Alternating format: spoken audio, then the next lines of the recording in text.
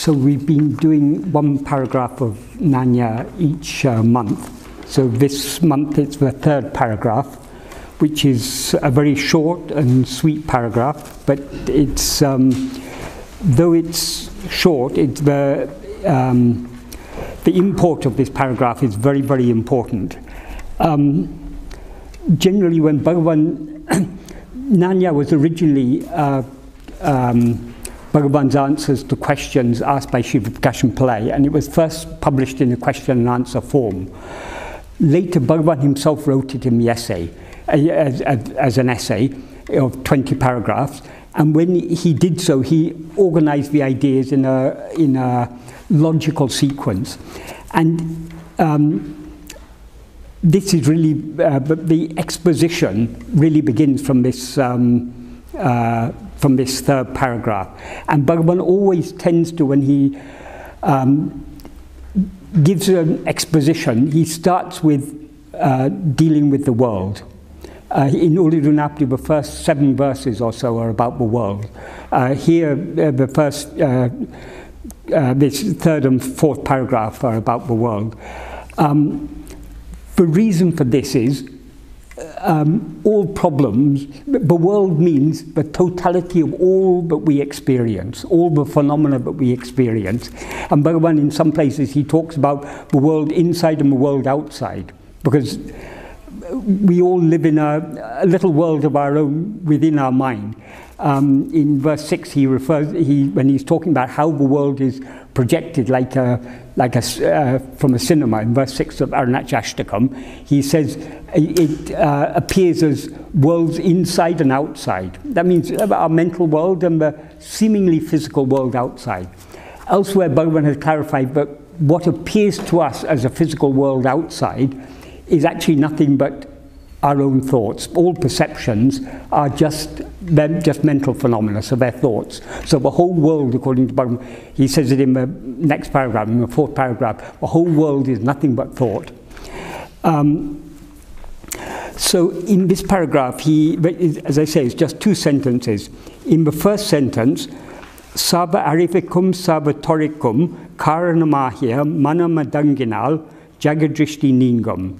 That means if the mind, which is the cause for all arivu, arivu means awareness or knowledge of, and in this context it implies knowledge of things other than ourselves, and for all activity ceases or subsides, jagadrishti ningam. Jagadrishti means the perception, or it literally means seeing the world. But seeing doesn't, that's just a way of saying it. It doesn't mean only seeing with the eyes. It means perception by all the 5 senses. Perception of the world will depart or will be dispelled. There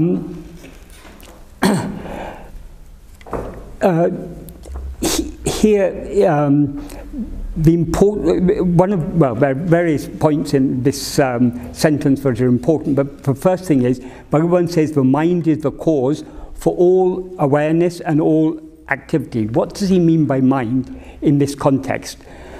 In verse 18 of Upadesha Undiyar, Bhagavan says, Enangle manam, thoughts alone are the mind. But of all the thoughts, the first thought, the root thought, is I. No other thought can appear without I to be aware of it. So the I that is aware of all thoughts, Bhagavan says that itself is a thought. That is the ego. Or he often calls it the thought, nan enum enum or nan enum ninu. That means the thought called I. Why he says the ego is just a thought? Because it's something that appears and disappears. It appears in waking and dream, it disappears in sleep. So it's not real. It has an element of reality in it, but as ego, it is unreal. So it is just a thought, Bhagavan says. So in that verse 18, he says, only thoughts alone are the mind. Thoughts, Bhagavan uses thought in a much broader sense than the sense in which we normally use the term thought. Bhagavan uses it in the sense of any mental phenomena, perceptions, feelings, emotions, everything according to Bhagavan is thought. The whole world is nothing but thought. All phenomena are just thoughts according to Bhagavan. So all these phenomena collectively make up the mind. But phenomena are constantly appearing and disappearing. So if we want one thing, if we want to, out of all these appearing and disappearing things, what is the one constant thing?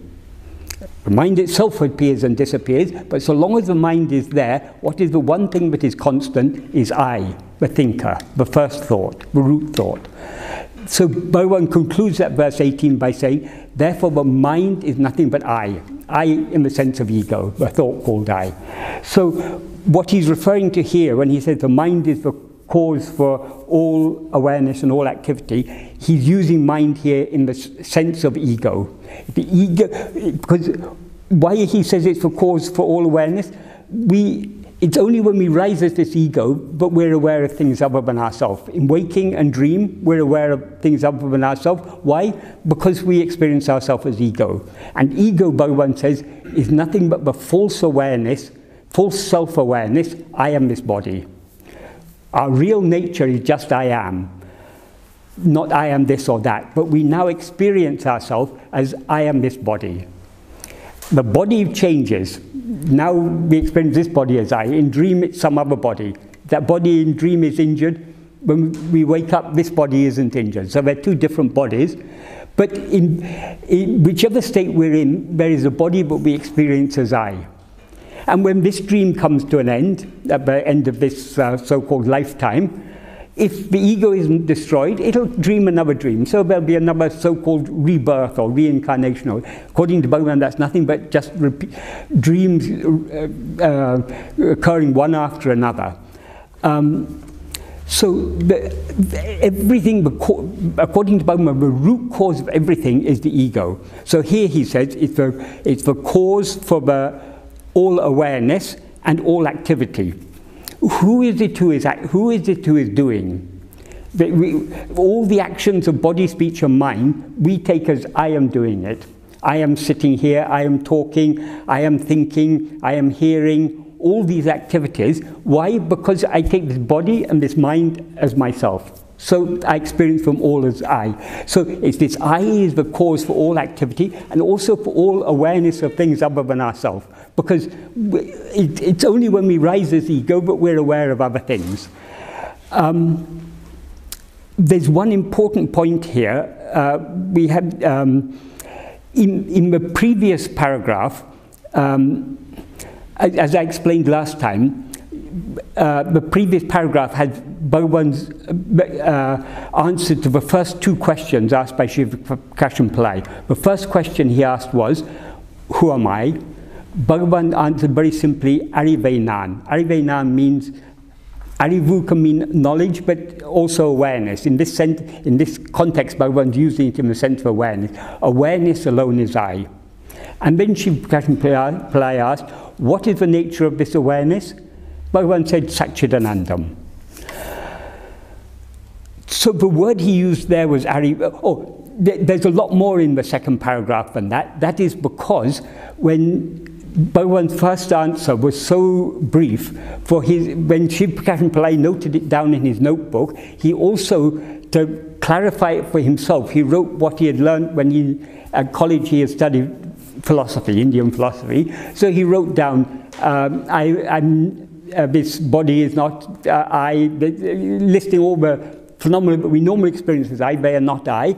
When all these are rejected, what remains alone, that arivu, that awareness alone is I.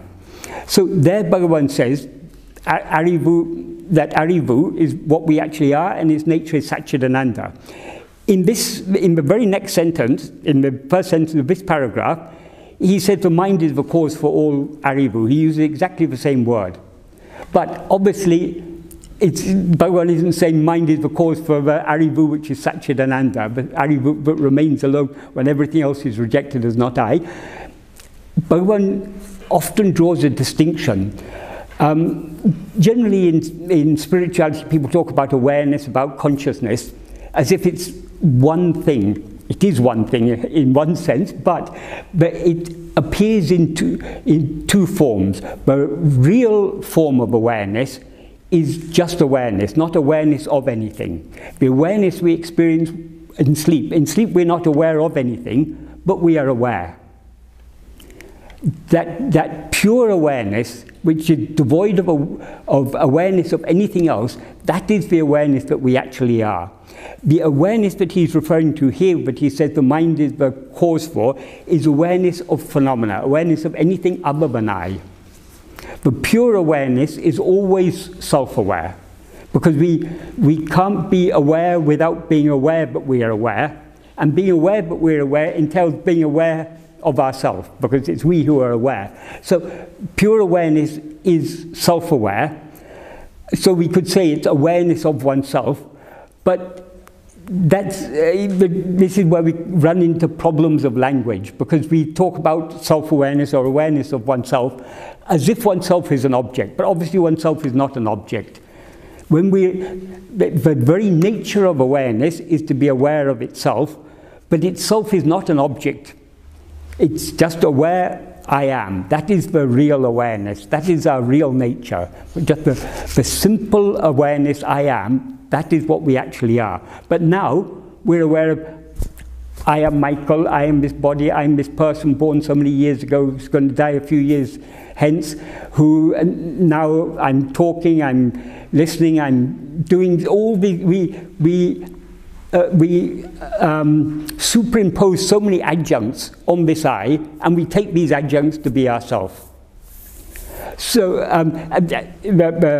the center of all these adjuncts is this body, which we take as ourselves, and along with the body-mind also. I mean, they're one bundle. And so long as we take this bundle as ourselves, then it's I am thinking, I am sitting, I am doing this, I'm doing that, I know this, I'm ignorant of this. All these things, we are applying all these things to I. I is the center of everything. That's why Bhagavan said the mind is the cause for all awareness and all activity. So he says, if the mind ceases, the perception of the world will cease. Why? Because it's the mind alone that perceives the world. The mind is the cause for the appearance of the world. So though it's a very simple sentence, this one, it's full of very, very deep meaning. And this is one, I mean, Bhagavan is here stating one of the core principles of his teachings. And then the next sentence is a somewhat more complex sentence, a little longer. But we can divide it into two parts. The first part, Bhagavan gives an analogy. He says, just as, unless awareness of the imaginary snake goes, awareness of the rope, which is the adhisthana means the base or basis or the foundation, will not arise. That is, and so long as we see the rope, we don't see the, so long as we see a snake, we are not seeing the rope as it is. It is actually what we are seeing is only a rope, but we see it as a snake, and therefore we're not seeing it as it is. So until that wrong perception, the wrong awareness, this is a snake, is removed, we can't be aware of the rope. As soon as we see the rope as it is, the awareness of the mistaken perception, this is a snake, is removed. So these two can't exist side by side. Either we see it as a snake, or we see it as a rope. Either we see it as it appears to be, or we see it as it actually is. So that's the analogy Bhagavan gives. And so just like that, unless perception of the world, which is kalpita. Kalpita means a fabrication, an imagination, or mental creation. And so unless perception of the world, which is a mental creation, departs, then he uses a term, swarupa darshana. Swarupa darshana literally means seeing. Swarupa literally means own form. It's used often, but we often use it in the sense of, and it is, I mean, not just Bhagavan, in Sanskrit, it's often used in the sense of the real nature of something. The own form means is a way of saying their own nature, the real nature. So seeing our own real nature our own real nature, Bhagavan said, is the adhisthana. He compares it to the rope, the basis. Unless perception of the world ceases or departs, Swarupa Darshana, that is seeing one's own real nature, which is the adhisthana, will not arise. Many people imagine that one day they're going to get self-realization and they'll continue to see the world, they imagine they'll still be aware of themselves as a person, and then if they advertise themselves, they'll be able to get lots of disciples, earn lots of money, all sorts of things. Well, I mean, different people imagine it in different ways. But still, most people's imagination of self-realization is one day, if I continue on this spiritual path, I'll become a self-realized person. We'll never be a self-realized person. There is no a self-realized person is a complete myth. Because so long as we're aware of ourselves as a person, we are not aware of what we really are. So we're not self-realized. If we're self-realized, we're aware of ourselves as the infinite whole. We cannot be aware of ourselves as this person. And Bhagavan says, not only that, so look, when we are aware of ourselves as we actually are, we will not be aware of any world. Not being aware of any world entails not being aware of the person we now seem to be. In Uludunapadu, this is a big puzzle for many people, because they say, but Bhagavan is there, Bhagavan is answering our questions, Bhagavan is cutting the vegetables, Bhagavan is writing Uludunapadu, Bhagavan goes around the hill, Bhagavan sings Arunachal Stuti Panchakam, he's answered so many questions and they've all been recorded in talks. How can you say Bhagavan wasn't aware of any of these things? He must have, in order to do all these things, he must have been aware of all these things, and he must have had a mind to think all these things. So we see Bhagavan as we are. But because we mistake ourselves to be this body and mind, we can't but see Bhagavan as being a body and mind. But according to Bhagavan, he is not aware of any of this. What he actually is just pure self-awareness. Bhagavan often used to say in Tamil, Jnaname Jnani.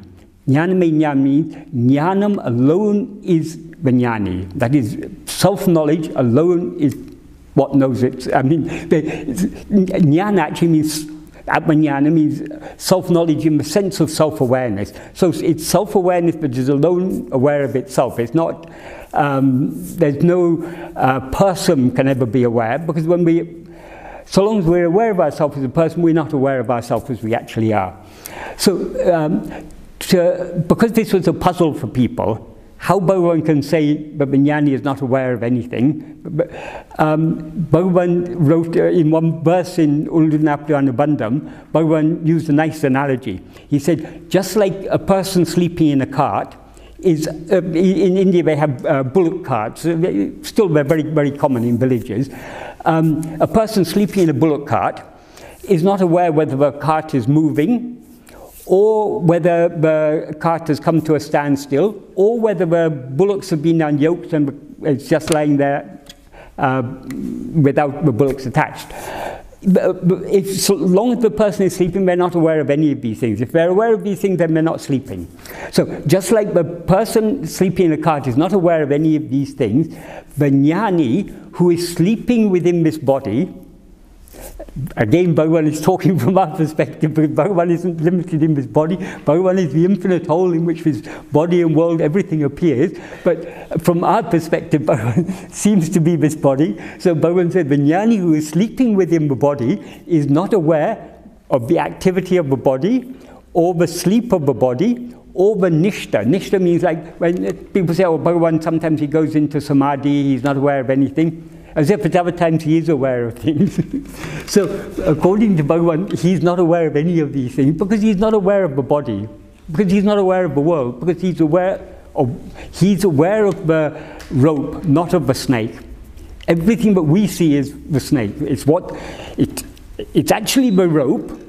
It's actually all this that we see is nothing but our own swarupa, our own real nature. It's nothing but pure awareness. That's the only thing that actually exists. But we see that one pure awareness as all this multiplicity. So all this multiplicity is a false appearance, and we who see it as all this multiplicity, we ourselves are a false appearance. That is why Bhagavan used to say ego is unreal. But Bhagavan says, so long as there seems to be a world, there also seems to be an ego.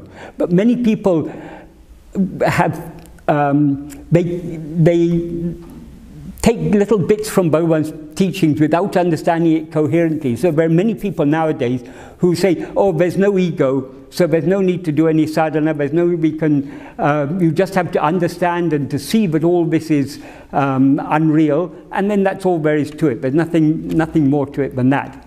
And they delude themselves that they're self-realized, and then they start advertising, I can teach you how to do self-inquiry, I can come to me, I'll help you get liberation, all these things. This is all ignorance. But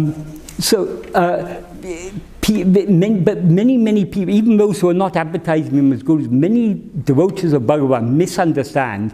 They say, oh, Bhagavan has said there's no ego. Yes, Bhagavan has said there's no ego, but if there's no ego, there's also no world. We can't have a world without ego. Bhagavan, as he says here, the awareness of the world, the cause for the awareness of the world is nothing but the ego, the mind. So until the mind is completely eradicated, and how the mind is eradicated, Bhagavan has explained, it's not that the mind exists there and we've got to kill it. How do we kill the illusory snake? If we see the snake lying on the path, if we take a stick and start beating it, however hard we beat it, we're not going to kill the snake. Because it's a snake in the first place. The only way to kill the snake is to look at it very carefully and see that it's just a rope. Then the fear of the snake is eradicated. Until then, we will experience fear and all sorts of other emotions because we think it's a snake.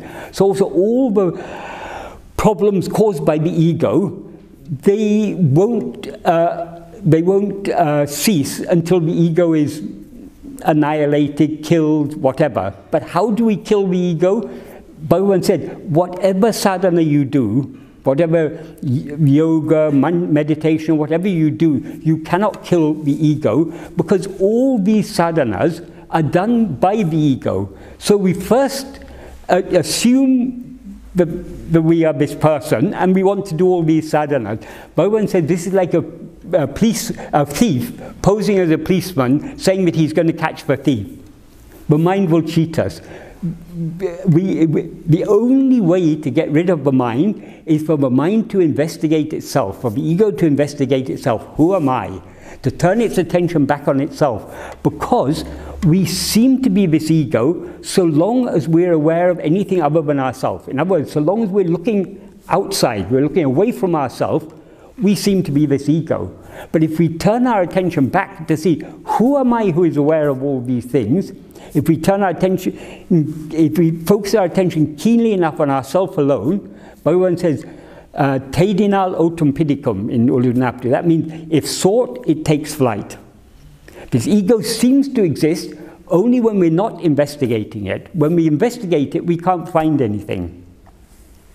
That's why sometimes people used to ask Bhagavan, Bhagavan, why did the ego arise in the first place? How all this came into existence? Bhagavan said, all this came into existence because you rose as an ego. Then how did the ego come into existence? People ask Bhagavan. Bhagavan would sometimes used to say, first you go and find this ego and bring him here to me, and then you can ask that question. If we go and look for the ego, we won't find it. But we shouldn't say, oh, because Bhagavan has said there's no ego, therefore we don't have to do anything. We do have to, because now there seems to be an ego. So long as we're aware of the world, problems are there. And we're aware of the world because we've risen as this ego. So we have to investigate, who is it who is aware of all this? We know the world is full of problems. It's a problem being a child. We have to go to school, we grow up, we have to work, we have to I mean, everyone has their own destiny, but we all have to undergo our destiny, and at the end of it all, there's sickness, and there's old age, and there's death eventually. It's an endless cycle of one problem to another. We do enjoy a little pleasure here and there in the midst of it, but none of us are satisfied. And we know it's all going to end in the death of the body. So the world is a problem. And when we see, so long as we see the world, we see so many other problems. There's so much injustice in the world. Some people have huge wealth. Some people are very, very poor. There's starvation. There's wars. There are all sorts of things that are happening in this world. So, and one problem in the world is solved, some other problem comes. And problems which we thought previously, we used to think, oh, slavery is a thing of the past. But now we see so much in the news about modern slavery. People are always, throughout history, they've been exploited in one way or another. And there are always people who are ready to exploit them. So the world is full of problems. How do we solve all these problems? Bhagavan has given us a very, very simple solution.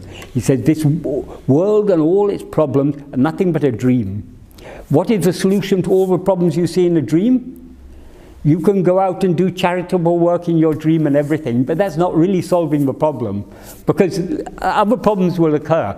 The simple solution to all the problems you see in a dream is wake up from a dream.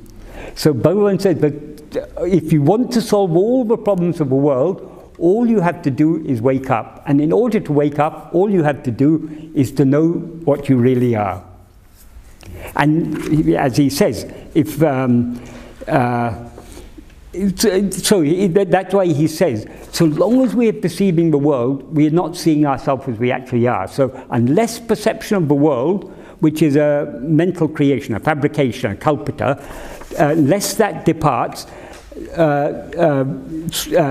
Swarupa Darshana, that's seeing what our real nature, will not arise. So we have a choice, simple choice. Either we can go on seeing the world and being miserable, or we can see what we really are. The choice is ours. And according to Bhagavan, seeing what we really are, there's nothing simpler than that. And logically, what can be simpler than knowing ourselves? We're always self-aware. Problem is, we're now aware of ourselves as something other than what we actually are. But to see ourselves as we actually are, Bhagavan said that's the simplest of all things. But why we're still all sitting here talking about these things? Because we don't yet have sufficient love. We're not yet ready to surrender ourselves entirely to Bhagavan. Surrendering ourselves means ceasing to rise as this ego. We are still attached to, we know this life isn't perfect, we know there's so many problems, every day we face problems of one sort or another, and we know one day or other we're going to die.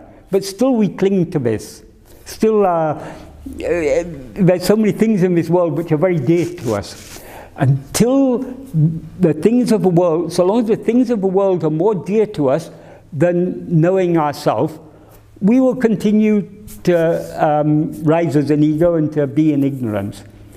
So slowly, Bhagavan often used to say we have to slowly wean our mind away from its interest in things other than ourselves.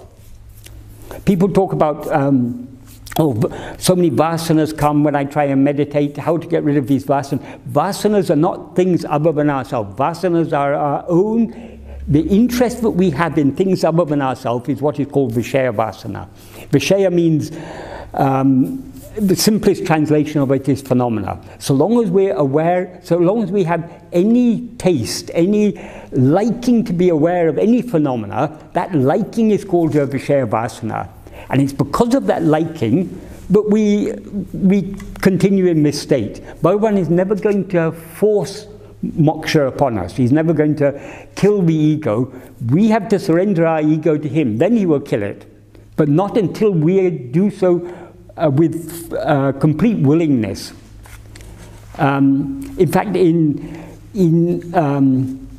Bhagavan was answering questions of Shiva Prakash Pillai, one of the questions of Shiva Prakash Pillai was about Guru and to what extent Guru can help us.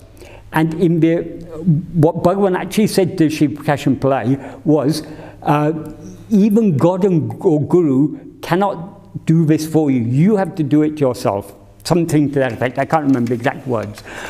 When Bhagavan wrote it as an essay, he omitted that portion because that may be discouraging for people. But that is actually the truth. But we cannot attain, I mean, Guru cannot, or not cannot, Guru will not do it for us until our willingness is an essential part of the bargain. Bhagavan is ready to give us everything, the infinite whole, eternal happiness he's ready to give us, but we have to pay the simple price of being willing to surrender our ego to him. Without our willingness, he will never force it upon us. That's why he said to Sri Prakashan Pillai, even God or Guru will not do it. You have to do it. That is, actually, God and Guru will do everything. But we have just to do our small little part of surrendering ourselves. And how to surrender ourselves? As Bhagavan says in the 13th paragraph of Nanya, so long as we attend to anything other than ourselves, we rise as the ego, because it's the ego alone that's aware of other things. So Bhagavan says,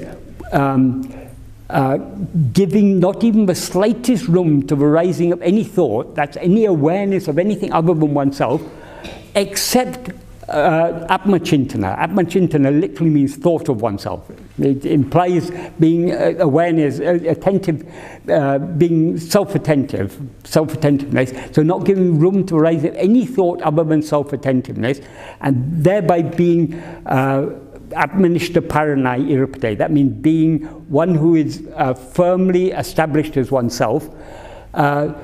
That alone is Tanne Isanuku Alipadan. That alone is giving oneself to God. So Bhagavan has said, we cannot surrender ourselves without turning our attention within. But the two are inseparable. Because so long as our attention is turned outwards, we're rising as the ego. In order to subside, we have to turn our attention within. So today I've talked a lot more than what was actually in this paragraph, but the reason is all these things are connected. If we read the core works of Bhagavan, and not just read, we have to think very carefully about it, understand the connections, and put it into practice. Because it's only by practicing what Bhagavan has taught us that we get the clarity to see all these connections. And these connections are very, very important, because otherwise we just have a piecemeal understanding. And if many people, I mean, I know because people write emails to me or write comments on my blog, so much people are seeking clarification, but there's so much confusion because people aren't connecting everything together. And also because people often rely on books in which other books in which Bhagavan's answers to people's questions are given. Bhagavan answered questions at many different levels. He would answer according to the questioner rather than according to the question. So where that person is coming from, at that level Bhagavan will answer. So if you read talks, it's clear most of the people who are asking questions, they've not come to surrender their ego to Bhagavan. They've got other concerns in the world. They ask questions about so many things, and sometimes if you see a string of questions and answers, someone asks a question, Bhagavan gives an answer, then instead of questioning Bhagavan about his answer, they jump on to the next question they've got. So it doesn't go deep into it, but it works. Because Sri Prakashan Pillai was a really deep aspirant, he asked deep questions, and so he got deep answers from Bhagavan. And likewise, Murugana asked for Bhagavan to write Uludunapadu Upadesh Undya. For him, Bhagavan gave very, very deep answers. So this is where the real core of Bhagavan's teachings lies, in Bhagavan's original writings. And also in Arunachal Stuti Panchakam and everywhere, and all in Bhagavan's original writings where we find the real essence of his teachings. So that's what we need to understand. If we understand these works, then when we read talks, we'll be able to sift the grain from the chaff. I mean, there are a lot of very nice things in talks, but we have to read it with discrimination, selectively. And we can do so only after we've clearly understood Bhagavan's own original writings. And understanding it is traditionally, the spiritual path, according to Advaita Vedanta, is Sravana. Sravana means hearing, or in our case, reading.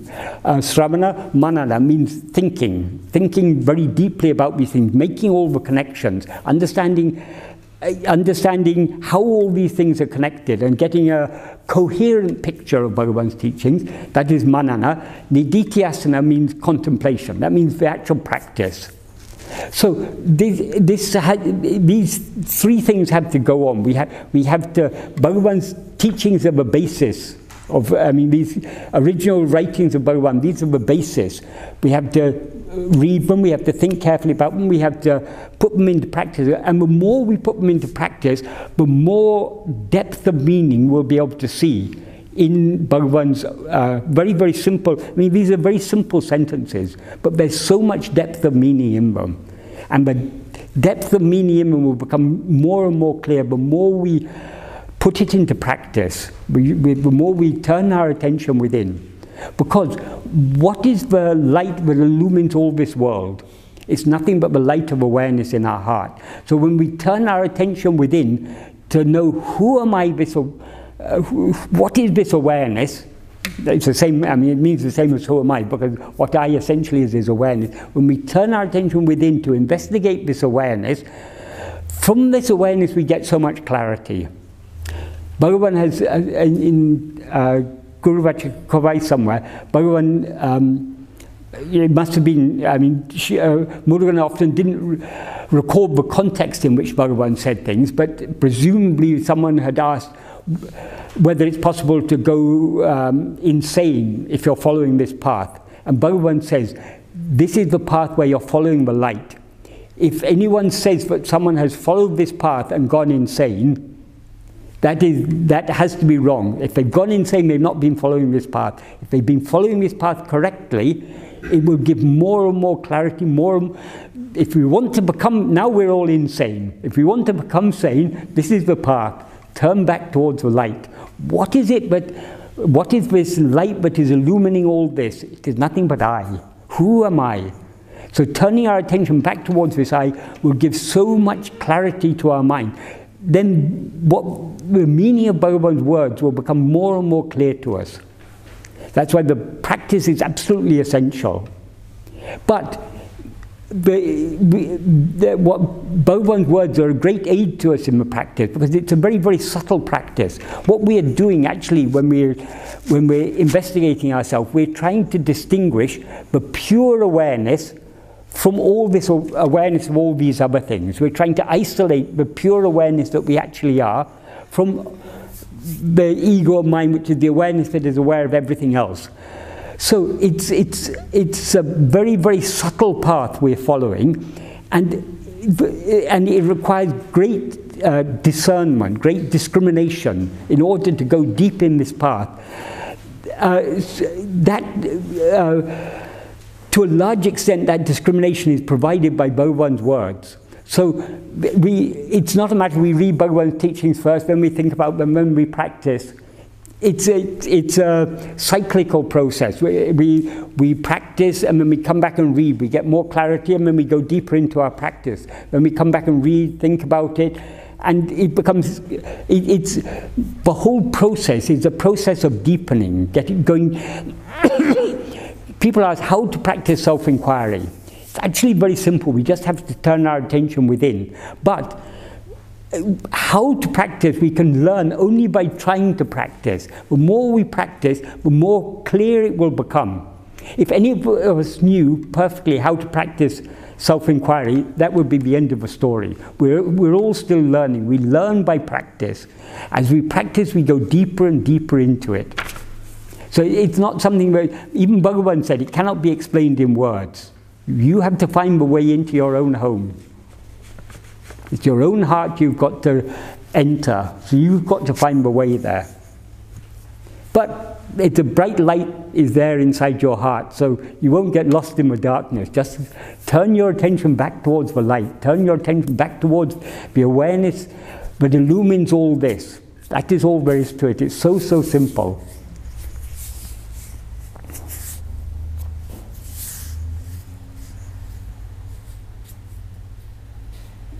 say now? Yes. Would you say, therefore, that initially self-inquiry is like a mental process? It's a very verbal process. It's No, I wouldn't say. Well, when you turn in, it becomes more. You say it becomes more subtle. So it's non-verbal, and it becomes something more intuitive. Yes, we think of intellect as we say someone who has a lot of knowledge, who studied a lot and everything, they're a great intellectual. But actually, even the English word intellect, I think it means distinguishing between. And that's what the Tamil word, the Sanskrit word viveka. Viveka means distinguishing, discriminating, seeing between. So actually, if you think of it, for example, logic. We all understand certain amount of logic. But what actually is, we understand logically 1 + 1 equals 2. We're able to see that, aren't we? But if someone is not able to understand why 1 + 1 equals 2, can we explain it to them? We have to see it. So like that, the intellect is seeing through things, seeing what is actually the truth in things. So in that sense, it is intellectual. Bhagavan, in 2 verses in Ulladu Narpadu, in one verse he uses the word nunmatiyal, which means by a very, very subtle intellect. And in another place he uses the term kondamatiyal, which means by a very, very sharp intellect. So it is intellectual, but not in the usual sense of thinking and reading a lot. It's in the real sense of intellectual, of seeing between, looking between, seeing deep inside. So in that sense it is. And of course, who is to do the self-inquiry? People say, but who is to do self-inquiry? It's obviously the ego. The ego is to investigate itself. Because our real nature doesn't need to do any self-inquiry. It's always clearly aware of itself. So it's only as this ego that we need to investigate ourselves. So it's the ego turning its attention back on itself. And when it does so, it sees that it's not an ego at all. It is only just infinite, pure self-awareness. And would you say with repeated practice it almost takes on like a life of its own? Like we were saying last time about using thinking mind as well as doing self-inquiry. Yeah. Is it that the practice and all the cyclical it does. Reinforces it does. It's a snowballing process. Once a little pebble has started rolling down and picking up snow, there's no stopping it. It's going to get bigger and bigger and pick up momentum. Exactly like that. Once Bhagavan has put this seed in our heart, and once this seed is started to sprout, there's nothing is going to stop it. It's going to consume us in the end. It's just a matter of how quickly it's going to consume us. It's how much we nurture it. If we neglect it, it'll grow slowly. The more attention we give to it, the faster it will grow. Our attention is the water, but nourishes this plant of self-investigation.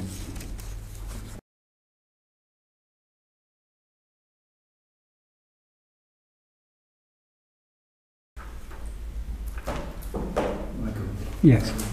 you said that in sleep there is just awareness, Yes. nothing to be aware of. Yes. I assume that's in deep sleep. Deep sleep, yes. Obviously, dream we're aware of things. Yeah. Is that why we don't remember anything of the deep sleep? Yes. Nothing to be aware of. Yes, there are no phenomena in sleep for us to remember.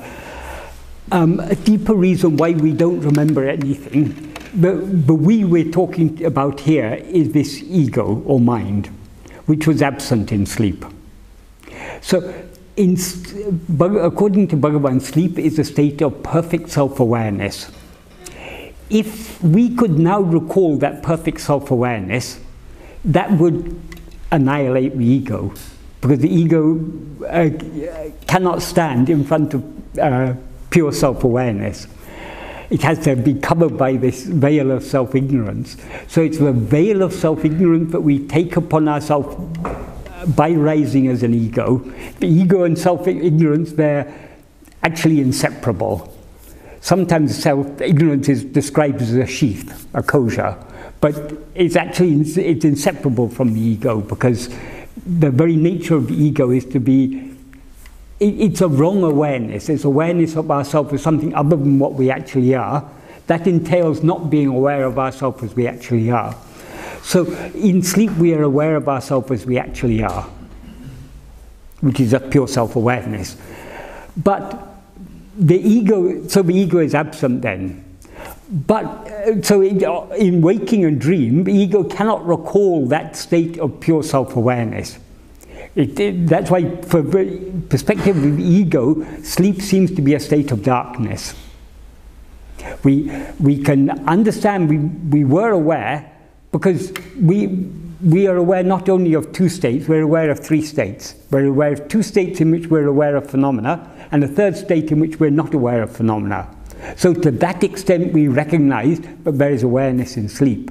But the actual nature of that awareness, we cannot now recall. We as this ego cannot now recall, because the ego wasn't absent there. But the whole point of self-investigation is to try to experience that same pure self-awareness that we experienced in sleep in this waking state. Because there's a reason why, though we experience pure self-awareness in sleep, why the ego isn't annihilated. Because we experience that pure self-awareness as a result of the subsidence of the ego. The ego has been thinking and acting for 16 hours, it gets pretty tired. Eventually, out of tiredness, it subsides. The cause of its subsidence is tiredness. Once it subsides, what then shines forth is pure self-awareness. That pure self-awareness doesn't destroy the ego, because the ego is already gone. The ego has to be present in order to be destroyed. So, and so also with Nirvikalpa Samadhi, if you practice pranayama or certain other yogic techniques, you can go into a sleep-like state, which is called Nirvikalpa Samadhi. But that doesn't destroy the ego, because the ego, it goes into that state by artificial means, and then the pure self-awareness shines forth exactly as in sleep. But what we need to do is, here and now, while the ego is active, the ego has to try to experience that pure self-awareness. When the ego is destroyed, the ego subsides as a result of pure self-awareness. In sleep and Nirvikalpa Samadhi, the pure self-awareness is a result of the ego subsiding. So it's a matter of cart and horse. So long as the cart precedes the horse, we don't achieve what we want, because the cart is the subsidence of the ego. Pure self-awareness is the horse. If the ego subsides before the pure self-awareness shines forth, we're going backwards. I mean, we're not achieving anything. It's just a temporary state. We come out of it again. That's manolaya. What we need to do, the horse needs to go before the cart. The horse is the experience of pure self-awareness. The cart is the resulting subsidence of the ego. When that happens, that is manonasa. That's destruction of the mind. Then it'll never rise again. So it's a very, very subtle difference. But actually what we experience in sleep is exactly the same as what is experienced in jnana. The difference is that the ego will rise again from sleep, but it won't rise again from jnana. And the reason is because what we experience in sleep is a result of the ego subsiding. We need the ego to subside as a result of, we need to have it the other way around. Is that clear? As clear as can be for our dull minds. A little clearer. Yeah.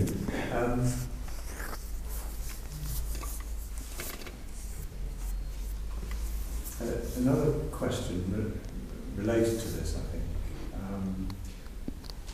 is that Bhagavan was, I think you said he was not aware of the world. Yes. Because he was in pure self-awareness. Yes. He was not aware of the phenomena of the world, he was aware of the reality of the world. That's why there are two verses in Ulu Napadu, verses 17 and 18. In 17, Bhagavan says, both for those who know and for those who don't know, this body is I. That doesn't mean he's aware of the body. What it means is what the jnani is aware of is what the body really is, which is pure self-awareness. So in that sense, Bhagavan says, the body is I for the jnani also. And the next verse he says, for both the jnani and the ajnani, the world is real. For the jnani, for the ajnani, the one who isn't aware of himself, in other words, for the ego, the reality of the world, is limited to the forms, whereas for those who know, the reality shines devoid of form as the substratum of the world. So Bhagavan is aware of the world, but he's aware of the reality of the world. That is, he sees just the rope. We see just the snake. But it's the same thing we're seeing. Bhagavan is seeing exactly the same that we're seeing. We just see it wrongly, he sees it correctly. That's why Bhagavan's love is infinite, because Bhagavan doesn't see us as separate individuals. He sees us as himself. That's why he has infinite love for us. And his love for us is what draws us back within. So that is why it's called grace. That power that draws us to this path and draws our mind to turn within. That love is the love that is Bhagavan's real nature. So Bhagavan is grace, Bhagavan is love. Grace is not something that Bhagavan has. Grace is what Bhagavan is. Thank you. Can I ask something? Yes. We've all experienced, had a glimpse of this self-awareness. I mean, it's a state of void and a state of extreme alertness. Now, this is a state where thoughts are not completely absent, but they're very distant. They're there, but one is more aware of the void than of the thoughts. And therefore one is not attached to the thoughts, one is not identified with the thoughts.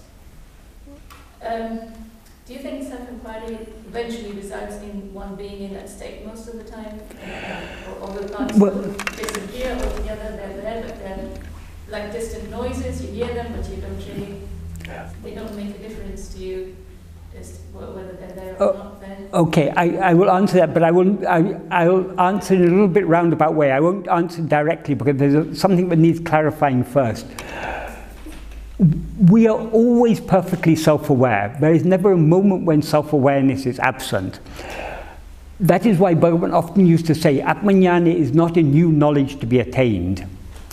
What we have to do, we have to remove the ajnana, we have to remove the wrong knowledge.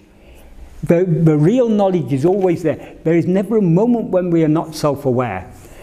But though we are always self-aware, generally we are not attending to our self-awareness because we're much more interested in other things, in phenomena, in thoughts. So we direct our attention away from ourselves towards other things. So though we are self-aware, we are negligently self-aware. This is what is called in Sanskrit pramada, negligence, self-negligence. And that is, it is said in Sujatyam, which is a part of the Mahabharata, pramada is death. That is, it's pramada which kills our real nature. It doesn't actually kill it, but metaphorically speaking, pramada is death. And sada pramada, that is eternal non-pramada, is immortality. So what we need is, though we are always self-aware, we need to be attentively self-aware. Generally, we're negligently self-aware. We have to become attentively self-aware. We have to set aside that negligence, set aside the pramada by being constantly attentively self-aware. That's all but that's what the whole process of self-investigation or self-inquiry, Atmaviccara, is. That's all it entails. About other thoughts, so long as we don't focus our entire attention on ourselves, we will continue to be aware of other things. The more we attend to ourselves, the more other things will recede into the background. But so long as we're still at the stage of abhyasa, so long as we're still practicing, other thoughts will still be there. We are trying to use a simple analogy. We are trying to turn 180 degrees. Now we're facing outwards towards phenomena. We're trying to turn 180 degrees away from the phenomena back towards ourselves. During our practice, we may be turning 10 degrees, 20 degrees, 30 degrees, 150 degrees. We may even turn 179 degrees. But so long as we don't turn 180 degrees, there will be some residual awareness of phenomena. And so the mind comes out again. Our aim is to turn the full 180 degrees, to be aware of ourself alone. That is what we are aiming for. So the more we turn our attention towards ourselves, the more phenomena will recede into the background. But they will still be there until we turn that full 180 degrees. That is, until we're aware of ourself alone. Until our entire attention is focused on ourselves. There's a problem in describing it in this way, because then ourself seems to be an object of our attention, which this is the limitation of language. We have to, we have to use these words to explain it, but we have to see beyond the words to what is meant. Ourself is never an object that we're attending to, but we're withdrawing our attention from other things by trying to be more and more keenly self-attentive, keenly self-aware, attentively self-aware. So it's not actually that our self is an object, but because of a limitation of language, we have to say we have to turn 180 degrees towards ourselves. We have to be 100% self-attentive. We have to withdraw our attention entirely from all other things. Withdrawing our attention from other things is not the solution, because we withdraw our attention from everything else when we fall asleep. We need to withdraw our attention from other things by directing our attention towards ourselves. That is why the self-attentiveness, that is the key to it. Bhagavan has said in Nanya, what does it matter however many thoughts arise? Thoughts are not a problem. Thoughts are a problem only if we're interested in them. It's not the thoughts of a problem, it's not the phenomena. Bhagavan says in verse 6 of Arunachashtakam, he ends by saying, Nindrida sendrida ninevida vindre. That means let them appear or let them not appear. Let them continue or let them stop. They are not other than you. What Bhagavan is teaching us in that line is we should be so uninterested in thoughts. Let them appear or not, it doesn't matter. What we have to be interested in, they don't exist apart from you, he says there. What he means by you there, he's addressing Arunachala. Arunachala is our own self, our real nature. So these thoughts cannot exist independent of our real nature. What we have to take interest in is our real nature, attending to ourselves. Let the thoughts take care of themselves. Thoughts appear only because we attend to them, and we attend to them because we're interested in them. So we have to withdraw our attention, take our attention away from other things. We have to be so interested in knowing what we are, but other things are no longer important to us. But we therefore can say, like Bhagavan said, what does it matter how many thoughts appear? Let them appear or not appear. What is it to us? We are interested only in knowing ourselves. So that is what I think in Christian mysticism they call holy indifference. Indifference means that vairagya. Bhagavan says, without tying the stone of vairagya to our waist, he gives the analogy of pearl divers diving into the ocean. that you have to tie a stone to our waist in order to go down deep enough to get the pearls. So also, in order to go deep into our heart, we have to tie the stone of Vairagya to our waist. That stone of Vairagya means the indifference to thoughts. Let them appear or not appear, what is it to us? Sadhu gave a nice analogy. Supposing you want to dive into the ocean to get some pearls, but there are a lot of waves on the surface. And you say, okay, I'll wait till the sea calms down and then I'll dive. You'll never dive, because there are always waves there. You have to dive beneath the waves in order to get the pearl. Once you dive deep inside, deep in the ocean, there are no waves. It's only on the surface. So the thoughts are just on the surface of the mind. We have to be indifferent to the thoughts. Ignore the thoughts, attend to ourselves. Then we'll go deep within where there are no thoughts, where no waves.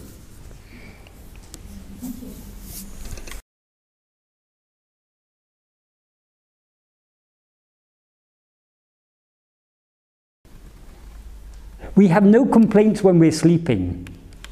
In waking state, we say, oh, sleep is not a very satisfactory state because it's darkness. From whose perspective? From the perspective of the ego, but we now seem to be. But that ego we now seem to be wasn't there in sleep, so it's not able to judge. It's not able, whatever judgment it makes about sleep is an invalid judgment. Because it wasn't there to witness the crime. So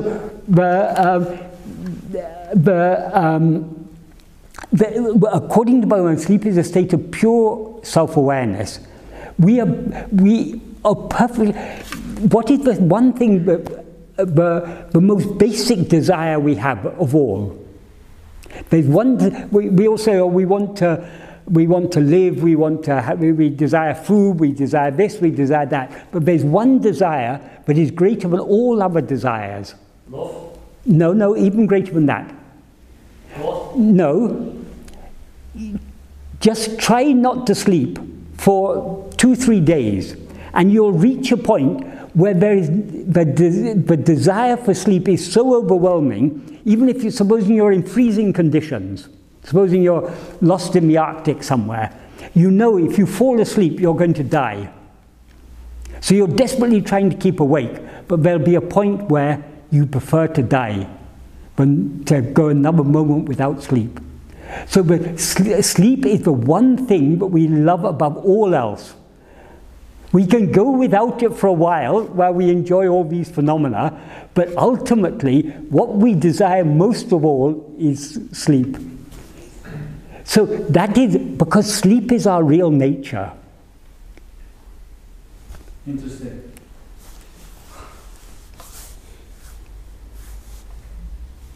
Thank you. So we should have so much desire for that, but sleep is not,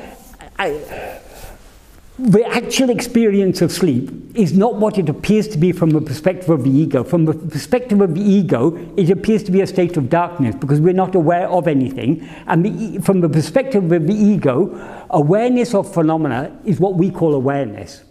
But there is a deeper awareness, much more blissful awareness, much more full, contented, happy awareness. That is our real nature. That is what we experience in sleep. We can stay away from it for a while we enjoy all our toys in this world, but only for a certain 2-3 days you can stay without sleep. You'll reach a point, if you try and stay without sleep long enough, you cannot, there'll be nothing you desire more. No tasty food, no pleasure in this world will be greater for you than the pleasure of sleep if you reach that point. But what I was saying is that when I wake up in this perceived reality, Yeah. I would actually reach the same state as sleeping. Well, the practice that Bhagavan has taught us, trying to see ourselves, turning our attention within to see ourselves, that is trying to experience sleep in the midst of waking. Trying to experience what we experienced in sleep, to experience it here and now. That is what we are investigating. What is that? Because what is present in sleep is only ourself, only the self-awareness. That is present even now. So sleep is the fundamental state. Waking and dream are appearances within the state of sleep. But we want to go back to our original state, which is sleep.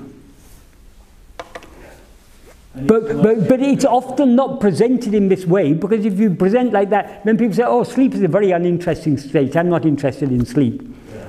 Because why are we not interested in sleep? Because we're so interested in the phenomena of the world. But if we investigate ourselves more and more, we'll get more and more clarity. What is the... We don't perfectly experience it, but we get closer to experiencing the pure self-awareness in isolation. And then the clearer and clearer it will be to us, the state is actually a very, very good state. There's nothing missing, nothing lacking in sleep. We're perfectly happy in sleep. Yeah. So the more we come close to experiencing sleep in waking, the more we will understand the real value of sleep. And the time will come when we'll be ready to surrender ourselves completely. Surrender ourselves doesn't mean what we actually are, what we now seem to be. The person, the ego that we now seem to be, we'll be ready to give up that for the supreme happiness of eternal sleep.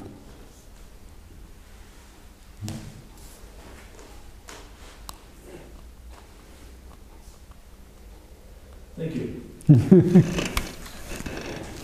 Yes. Could you say a bit about the dissolution of the ego and the state beyond deep sleep, which is Turiya?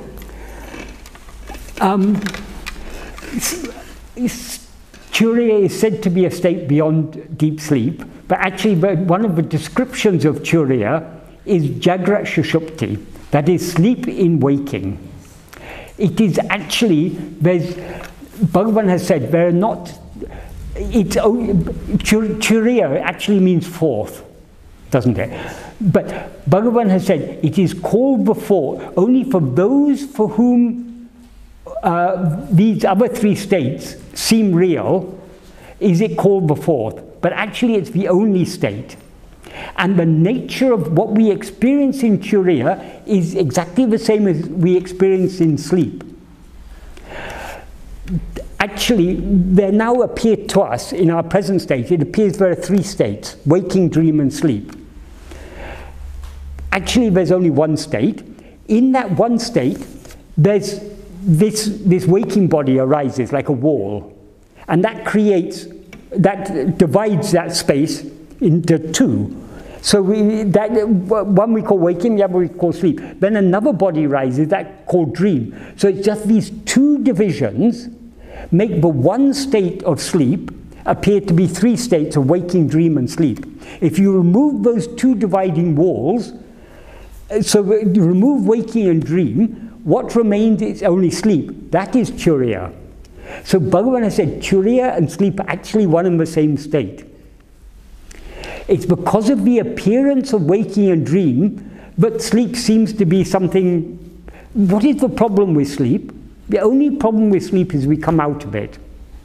But from whose perspective do we come out of sleep? Only from the perspective of the ego in waking and dream. Actually, Brahman is ever in the, Brahman means our real nature, is ever in the state of sleep. It's only from the perspective of waking, of the ego, which exists only in waking and dream, that our real state seems to be a third state called sleep. And it seems to be defective because we keep on coming out of it again.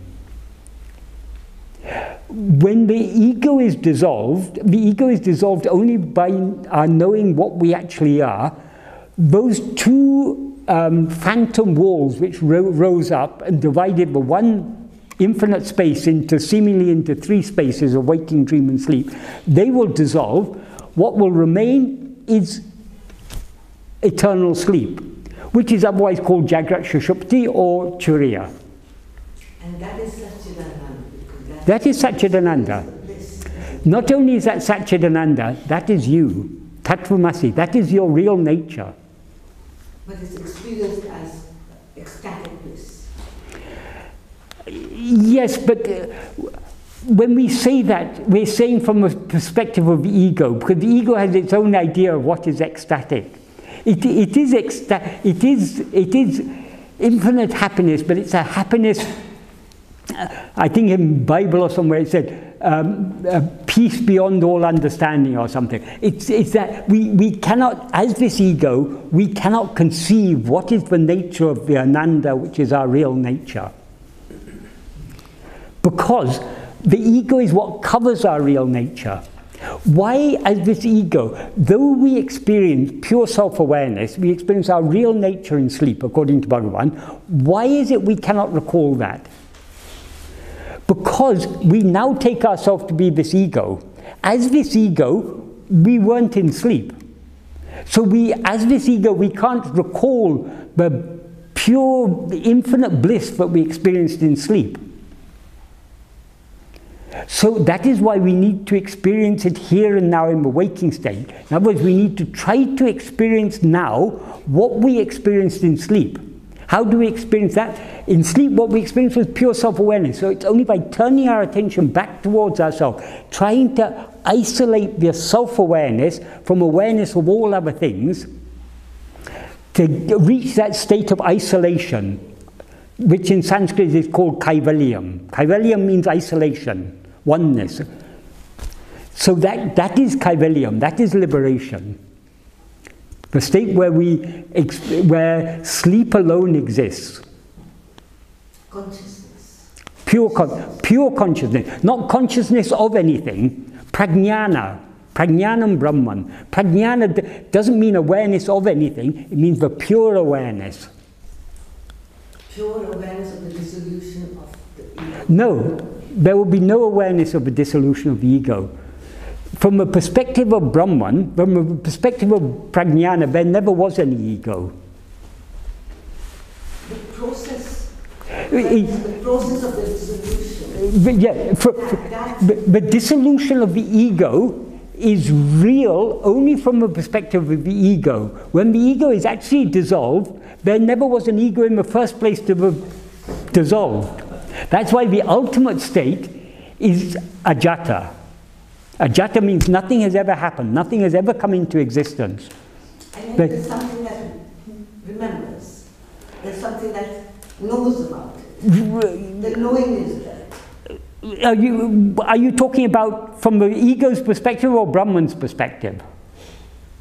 As a personal lived experience. Okay, that is from the perspective of the ego, all this seems real. From the perspective of Brahman, Brahman means not some big thing out there. Brahman is our real nature. From the perspective of our real nature, there never was an ego. So when we experience our real nature, it will not be, oh, now I've got rid of the ego. It'll be, I always am as I am, and there's never been any change whatsoever. The ego seems real only in the perspective of the ego. When the ego is dissolved, there will be no one to remember that there ever was any ego. Even now, the ego doesn't exist, according to Bhagavan. The ego seems to exist because we don't look at ourselves, because we're looking elsewhere, the ego seems to exist. That's why Bhagavan used to say, why the ego exists? Because of avichara. Avichara means non-investigation. It's another term for pramada. Pramada means negligence, non-attentiveness, not being attentive to what we actually are. We seem to be the ego. But who seems to be the ego? It's the ego that seems to be the ego. When we know what we actually are, Brahman never, from the perspective of Brahman, it never seemed to be the ego at all. The very aspect of being able to speak about it, the very aspect of being able to... We can speak about it from the perspective of the ego. As this ego, we can talk about it. Yes. But when the ego is dissolved, then who is to talk about it?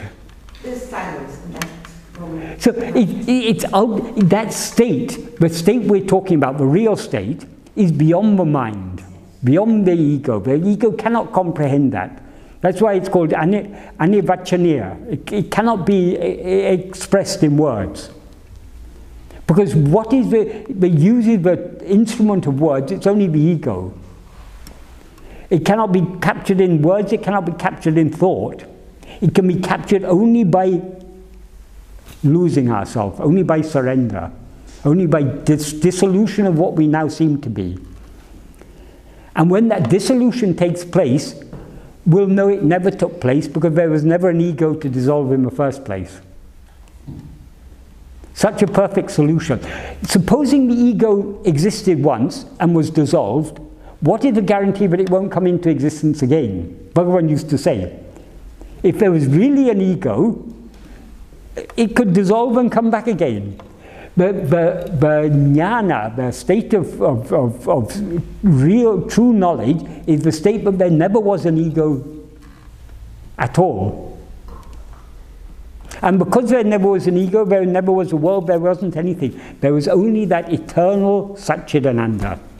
Bhagavan says very beautifully in verse 28 of Upadesha, when one knows what one's real nature is, then Anadi, Ananta, Akhanda, Satchidananda. Anadi means beginningless. Ananta means endless or limitless, eternal, the infinite. Akhanda, unbroken. Satchidananda. Bhagavan didn't give any verb there. He doesn't say what remains is Anadi, Ananta, Akhanda, Satchidananda, or what one would experience is. He just leaves it. If one knows one's real nature, then Anadi, Ananta, Akhanda, Satchidananda. Because it's beginningless, it's not something, we think jnana is something we're going to achieve in the future. That would be a beginning for the Satchidananda. It is beginningless. It is beginningless, and it's also ananta. Ananta has a very deep meaning, because ananta means it has no end, no limit. So it's infinite. It's not limited by any, it's not limited in time, it's not limited in space, it's not limited in any dimension at all. Because it alone exists. It alone is real. And Tattvamasi, you are that. Can it be described as the perfect state of being? Yes, yes, we can describe it as such, but the word, perfection, and all these are words. It is beyond all words, it's beyond all conception. So if we want to know it as it is, we have to turn within and dissolve in that.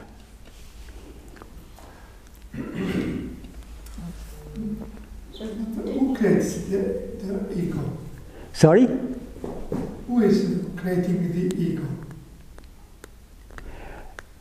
If you ask that to Bhagavan, Bhagavan will say, first find the ego, and then bring the ego to me and I'll tell you who created it. If the ego actually exists, then we need an explanation. Who created it, why it came into existence or anything.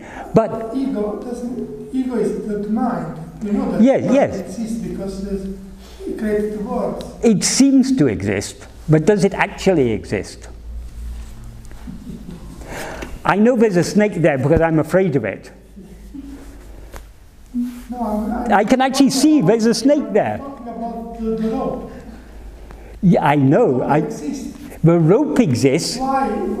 But the snake exists as a rope. It doesn't exist as a snake.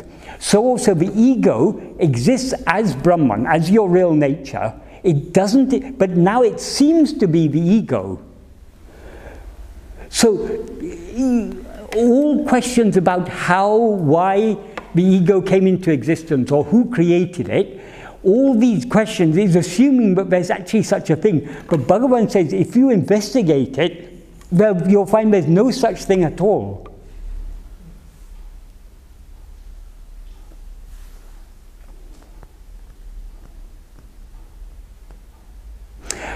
Another name for the ego is Maya. Bhagavan often used to say Maya means, I don't know if anyone else explained it like this, but Bhagavan gave a very nice explanation of it. In Sanskrit, Ma is means not. Ya is a feminine form of the pronoun what. So Maya means what is not or she who is not. For some reason, because Maya is a power and power is identified with feminine, this is all metaphorical, it's not literally male or female. So basically what Maya means is what is not, what does not exist. So that is the ego. So you cannot explain what does not exist. So just investigate it, see whether it actually exists. Bhagavan concedes that from the perspective of the ego seems to exist. So he gave us teachings. But Bhagavan said the ultimate truth is ajata, but there's never been any ego, never been any creation, there's no guru, no disciple, no sadhana, no bondage, nothing. But it's meaningless to give such a teaching because the people who need the teaching, it's the ego that needs the teaching. So Bhagavan came down to our level. He conceded that the ego seems to exist. And he said, because this ego seems to exist, everything else seems to exist. But if you investigate this ego, you'll find that it doesn't actually exist. So that alone is the solution. That's why Bhagavan said, self-investigation is the only solution to all these problems. Because anything else we do, we're assuming that we're this ego, and we're trying to solve all the problems. But the root of all the problems is that we seem to be this ego, which is not what we actually are. So we need to investigate, the ego needs to investigate itself to see that what it actually is Brahman, and therefore it was never ego in the first place.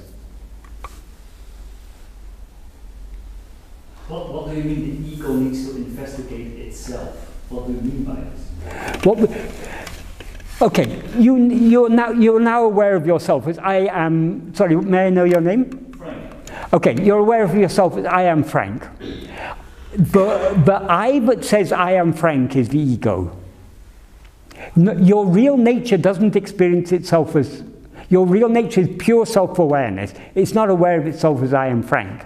There is some spurious I that rises and says, I am Frank. And once it's aware of itself as I am Frank, then it's aware of so many other things. It's aware of the world, it's aware of other people in the world, it's aware of thoughts, emotions, dissatisfaction, all sorts of problems come. Yeah. All with this I that rises as I am Frank. It's an endless circle. Yes, it's an endless circle. But if you investigate that I, who am I? What is this I? If you look at it very closely, you'll see that what it actually is just pure and infinite self-awareness. So the I that rose as I am Frank never actually rose at all. It doesn't actually exist. The ego seems to exist only in its own perspective. If it investigates itself and sees what it really is, there's no one to see any ego. Because our real nature is never aware of the ego. Our real nature is just pure self-awareness. It's not aware of anything other than itself. This is why it's called Maya. Do you have any pills for this? Yes, Bhagavan has given a very nice pill. The red pill, right? The pill is see yourself. The pill is see yourself. Right. Know yourself. Yeah. Yeah. I think we can do another 5 minutes. I think it goes for another 5 minutes.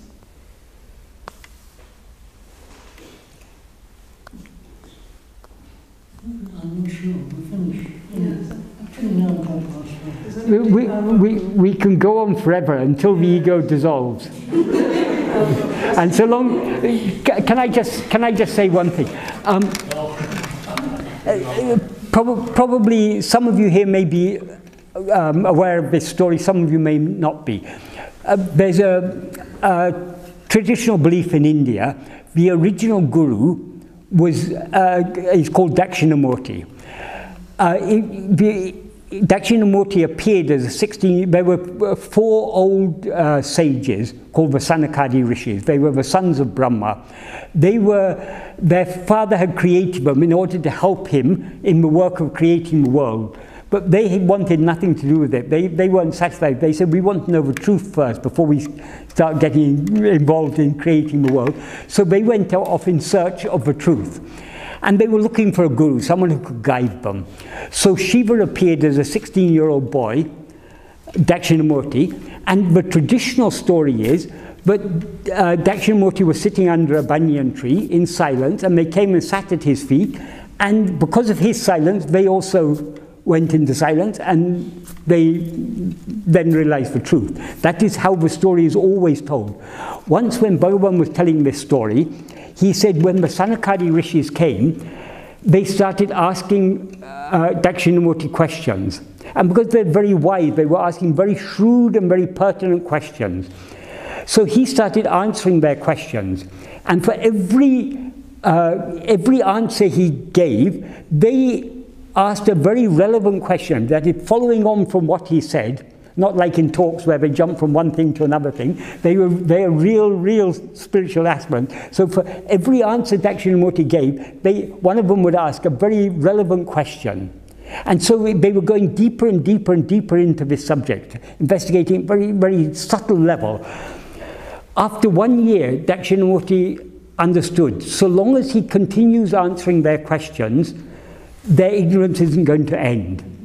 So their ignorance, their ego isn't going to dissolve.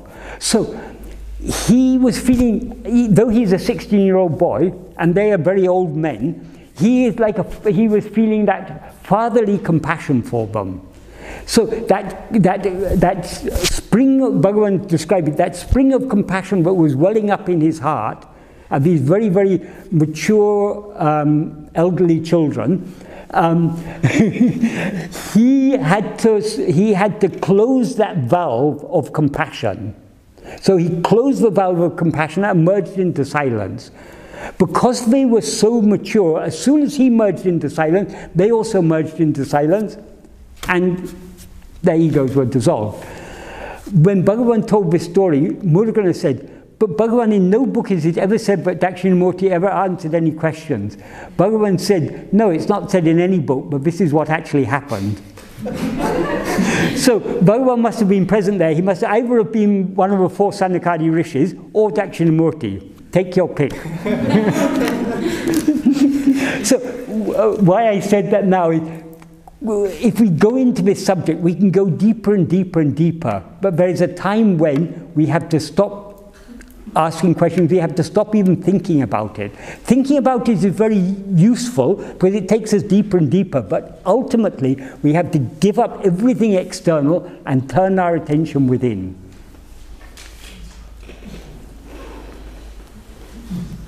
I think part of the problem is that we get challenges from life. Yes. When these challenges come, let's say it could be the land government sending a letter. The problem is not the challenges. The problem is we take the challenges to be real and we take them to be our challenges. All these challenges are for the person we seem to be. So long as we seem to be this person, there are so many challenges, so many problems. This is what Bhagavan referred to in Nanya when he talked about traveling on a train and carrying the luggage on our head. Taking all these problems, all these challenges to be ours, is carrying our luggage on our head. The train is already traveling. All the external world is being well taken care of by God, by some higher power. According to our destiny, whatever is to happen is going to happen anyway. Why should we be carrying all these things on our head? Why should we always be thinking, I should do this, I should do that? What we should do, we should put the luggage down on the train, because the train's anyway carrying the luggage. Whether we put it in our head or on the seat, the train's carrying the luggage. Bhagavan, God is bearing all the burdens of the world. We have only one responsibility. Bhagavan often said, your only responsibility is to be peaceful and happy. And to be peaceful and happy, we have to subside. We have to stop taking the problems of the world. We have to stop taking the problems of the person we seem to be, the problems of Michael or the problems of Alan. We have to stop taking these to be our problems. Because we are not Michael and we're not Alan. We are just the pure self-awareness that exists always.